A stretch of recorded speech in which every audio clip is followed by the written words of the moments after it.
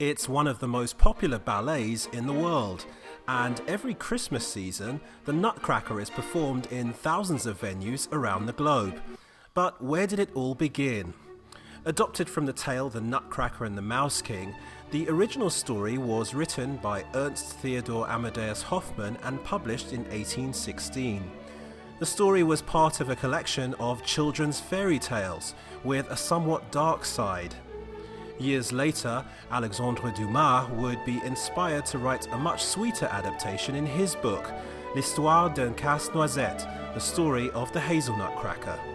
It was this version that was first proposed to composer Peter Tchaikovsky in 1891. Tchaikovsky had previously collaborated with ballet master and choreographer Marius Petipa to great success. The two were responsible for Sleeping Beauty, but felt this new story wasn't dynamic enough. Marie was no role for a ballerina, and who would dance the grand pas de deux? Petipa took control of the production. He created the Sugar Plum Fairy to rule the kingdom of sweets, and relegated Drosselmeyer and Marie to minor roles.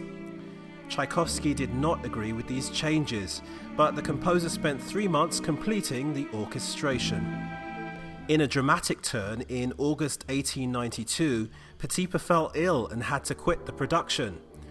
His assistant of 7 years, Lev Ivanov, stepped in.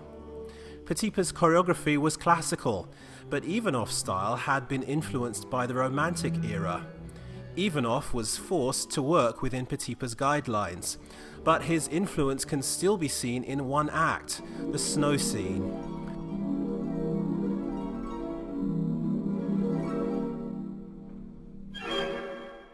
On December 17, 1892, the Nutcracker debuted. It's where the tradition of holiday performance began. Over the years, with names like the Magic Nutcracker, Winter Carnival and Sugar Plums, the Nutcracker has seen many incarnations.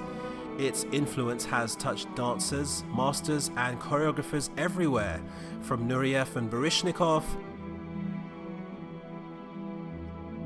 to Fontaine and Pavlova. The San Francisco Ballet debuted the first American performance in 1944, but it's George Balanchine's 1954 version by the New York Ballet that many view as the quintessential production. As a child in Russia, Balanchine had danced the Nutcracker, and so he began to reimagine the ballet. His vision greatly inspired audiences, and that influence lives in many of the Nutcracker performances we enjoy today.